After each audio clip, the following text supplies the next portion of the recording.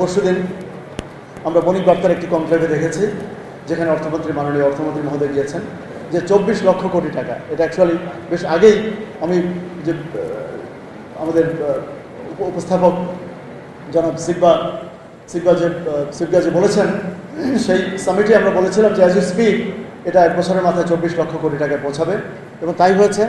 এখন as we speak প্রতি বছর প্রায় 3 লক্ষ কোটি টাকা করে আমাদের এই সভরেন রাষ্ট্রীয় সরকারি ঋণ বাড়ছে, আমাদের জনগণের ঋণ বাড়ছে। সেই 24 লক্ষ কোটি টাকা আমাদের একটি বড় সমস্যা। আর নন পারফর্মিং লোন আমাদের 62টা ব্যাংক আছে, তাদের আপনি বুঝতে পারবেন টোটাল লোনের পরিমাণ হচ্ছে মাত্র 18.5 লক্ষ কোটি টাকা। এই 18.5 লক্ষ কোটি টাকার মধ্যে যদি 6 লক্ষ কোটি টাকাই নন পারফর্মিং হয়, মানে আপনার গ্যারাজে যদি 18টা গাড়ি থাকে আর এর মধ্যে 6টা গাড়ি যদি অকেজো হয়, সব টোটালি এখনও মানে ব্যাড অ্যান্ড ডাউটফুল, এখনও রাইট অফ করার মতো না, মানে জাঙ্ক হয় নাই, কিন্তু 6টি গাড়ি কিন্তু আপনি 6টি কোনোটি চলতে পারছে না। So about 40% or more non performing loan, এটা আমাদের নন ব্যাংক ফাইন্যান্সিয়াল ইনস্টিটিউশন যে NBFI সেক্টর আমরা বলি, যেমন আবিবা ফাইন্যান্স, এই সেক্টরটাকে অলমোস্ট মানে ধুলা মিশিয়ে দিয়েছে। 11টা টোটালি মানে ব্যাংকরাপ্ট হয়ে গেছে। আর ব্যাংকের মধ্যে আমাদের যেগুলো প্রাইভেট ইনস্টিটিউশনস ছিল, যেটা ডক্টর মিজান বলেছেন about Islami bank, largest bank of this country, এবং যার প্রতি বছর ছিল every year was a record year in terms of profit, in terms of deposit mobilisation, in terms of loan extension.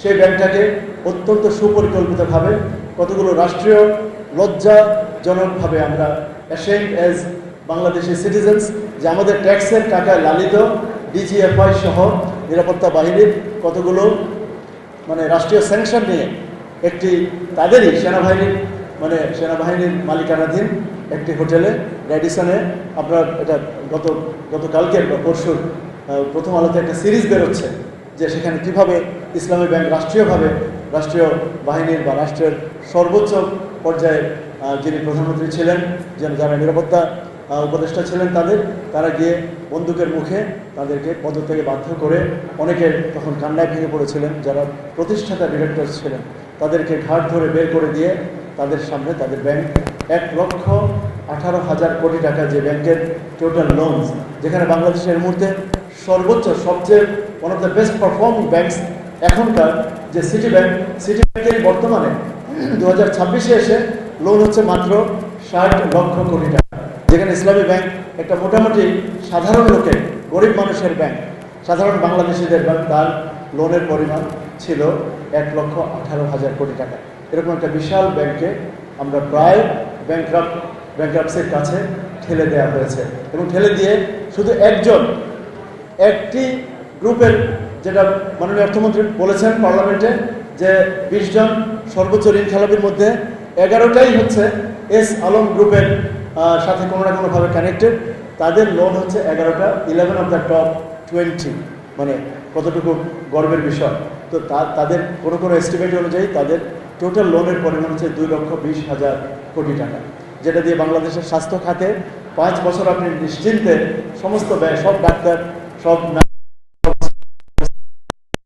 খরচ আপনি নির্বাহ করতে পারবেন। যাই হোক, সো এই যে একটা মানে অরাজকতা বিরাজ করছে, এনার্কি যেটাকে বলে, যেটা as a solution doctor Mizan বলেছেন যে গভর্নেন্স, যে বাংলাদেশের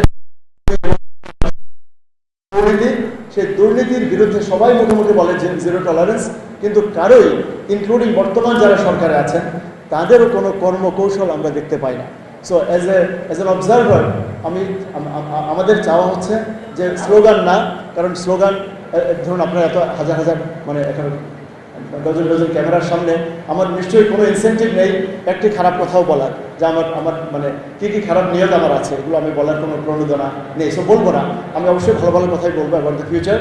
কিন্তু আপনাদের এখানে সাংবাদিক ভাইরা যারা আছেন, তাদের কাছে আমি অনুরোধ করবো যে ইউ গট টু, আপনারা টাফ কোয়েশ্চেন, আপনারা দেশের স্বার্থে, আপনার যারা ভিউয়ার্স, আপনার যারা পাঠক, তাদের স্বার্থে আপনারা সেই কঠিন প্রশ্নগুলো করবেন যে দুর্নীতি রোধে বা গভর্নেন্স, সুশাসন আনার জন্য আপনাদের কর্মকৌশল কি।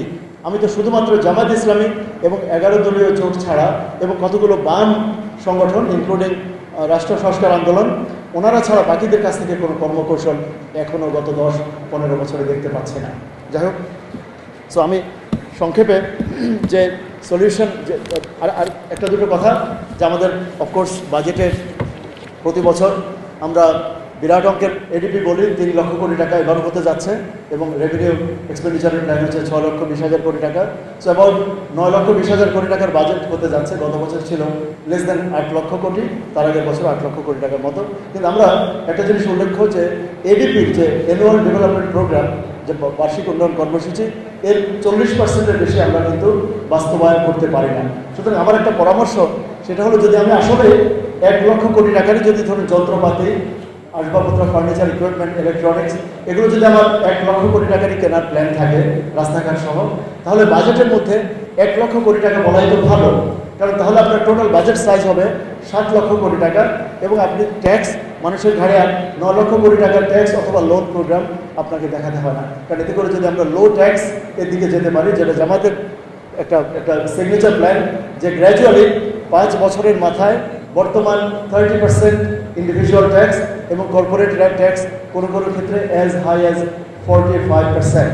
এই 45% ট্যাক্স থেকে আমরা বলেছি শুধু নার্কোটিক্স ছাড়া, খেয়াল করুন, শুধুমাত্র যারা নিকোটিন, নার্কোটিক্স, অ্যালকোহল এগুলো উৎপাদন করেন তারা ছাড়া, including all the best and most profitable banks, আমরা 5 বছরের মাথায় এই ট্যাক্সকে জামাতের পক্ষ থেকে বলা হয়েছে যে 19% নিয়ে আসা হবে।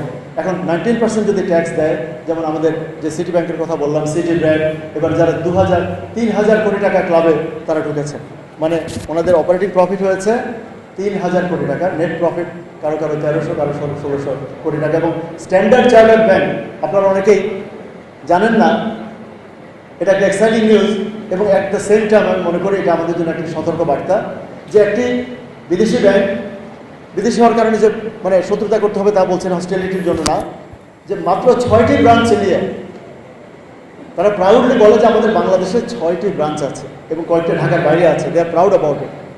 6টি নিয়ে মুনাফা কত করে জানেন? যে বাকি 61টার মধ্যে সবার সম্মিলিত মুনাফা যা, তার চেয়ে ওই স্ট্যান্ডার্ড চার্টার্ড ব্যাংকের একা মুনাফা তার চেয়ে বেশি। নেট প্রফিট গত অর্থ বছরের, গতবার আগের বার করেছে 3350 কোটি টাকা, যেটা even city, BRAC bank, prime bank এরাও যেতে পারে। আর এবছর একটু কম, এবং 2,500 কোটি টাকা। এবং একটা আপনি বিজনেস স্ট্যান্ডার্ডে দেখবেন যে গত 5 বছরে তাদের সম্মিলিত মুনাফা হচ্ছে 10,000 কোটি টাকার বেশি। এটা ছোট্ট ব্যাংক, এবং কোথেকে প্রফিটটা তারা করে, তারা আপনার ডিপোজিটের উপর তেমন একটা ইন্টারেস্ট দেয় না, তাদের মানে কস্ট অফ ফাইন্যান্সিং হচ্ছে লেস দেন 1%, যেখানে আমাদের অন্য ব্যাংকগুলোর অ্যাবাউট 5 to 6%।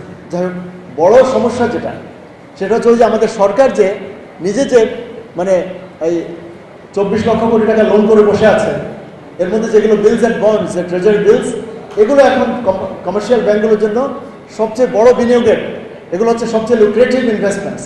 এবং স্ট্যান্ডার্ড চার্টার্ড ব্যাংক বা আমাদের প্রিয় সিটি ব্যাংক বা যে সিটি ব্যাংক, প্রাইম, ইবিএল, এরা ওই বিল আর বন্ড এখন তাদের কাছে সবচেয়ে মানে মুনাফা, সবচেয়ে প্রফিটেবল।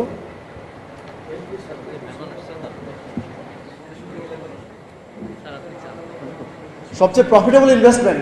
আপনি বুঝতে পেরেছেন? ধরুন একজন অধ্যাপক হয়ে আমার যদি ছাত্র পড়ানোর চেয়ে ব্যাংকে টাকা জমিয়ে আমি বেশি ইনকাম করতে পারি, অথবা ডাক্তার যদি ডাক্তারই না